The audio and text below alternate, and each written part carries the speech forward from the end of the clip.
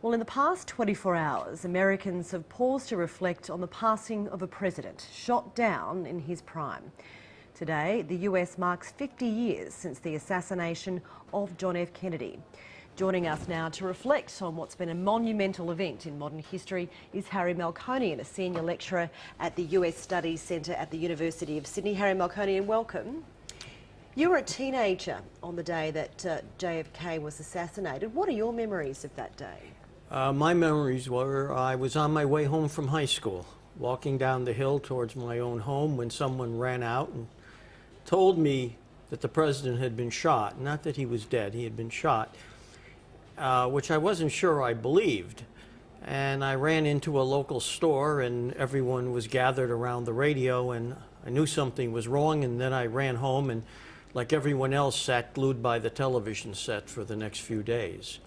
It's been described as a day that America lost its innocence. How did this assassination affect the psyche of Americans? It affected the psyche of America over a period of time, and this gets somewhat lost. A lot of things went wrong after John Kennedy's death. The Vietnam War, civil unrest, the collapse of the Great Society, the credibility gap towards the government. The loss of innocence was really 5 years later, and it gets related back to that day.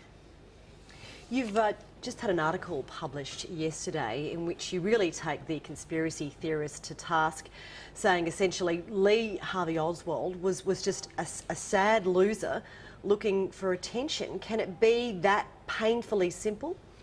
Unfortunately, it was. Even Jackie Kennedy made a comment at the time that, "Don't tell me Jack died because of some silly little communist." He just wasn't the serious person. He had even no great motive against the president. It was just his chance to be able to give the interview he felt he so much needed to give. What about the multiple documentaries, the famous Oliver Stone movie, all delving into Lee Harvey Oswald's supposedly murky connections with the CIA? Well, those are all true to a degree, but they were just murky connections. Oswald was anti-Castro, he was pro-Castro, he was a Marine, he declared himself to be a Marxist, he declared himself a defector to the Soviet Union to turn over military secrets. The U.S. Embassy didn't stop him. Oswald's military secrets are less than mine. The Russians quickly realized they had an American nutter on their hands, and they sent him off to work in a radio factory. There was a lot of Oswald. It's all consistent. He was trying to be important, and he wasn't. Why is it then that more than 60% of Americans, John Kerry no less among them, believe that Lee Harvey Oswald didn't act alone? Because it's inconceivable that somebody like this, who didn't even plan it, it wasn't even planned. I mean, he was caught within 90 minutes. He didn't even have an escape route. Could kill the president.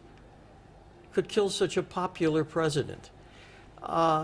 It trivializes the whole crime. As I said in my article, it's almost as if somebody accidentally dropped a brick on the president while he was walking down the street. It's not an acceptable way for a hero to die.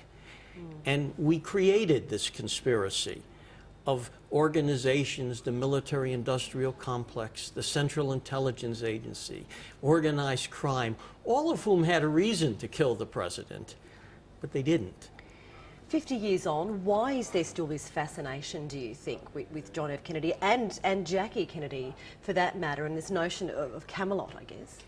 Because it was a very upbeat time for the United States. Things were going well.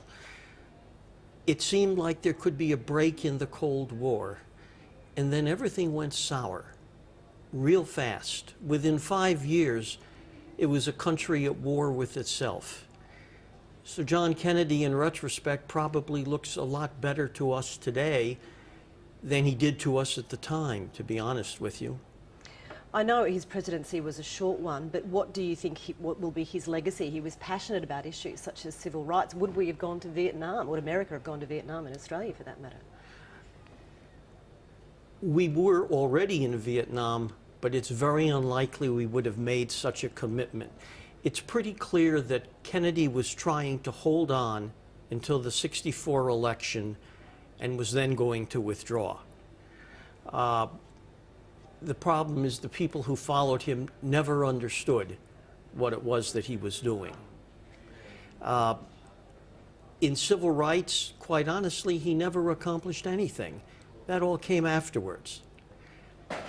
But in terms of being upbeat, and maybe in terms of ending the Cold War a lot earlier than it ended, he was making some progress. Progress which the conspiracy people said offended a lot of vested interests. But that all came later. Professor Harry Melkonian, thank you so much. A truly interesting insight into what was a monumental chapter in America's history. Thank you for your time on Newsday. Thank you.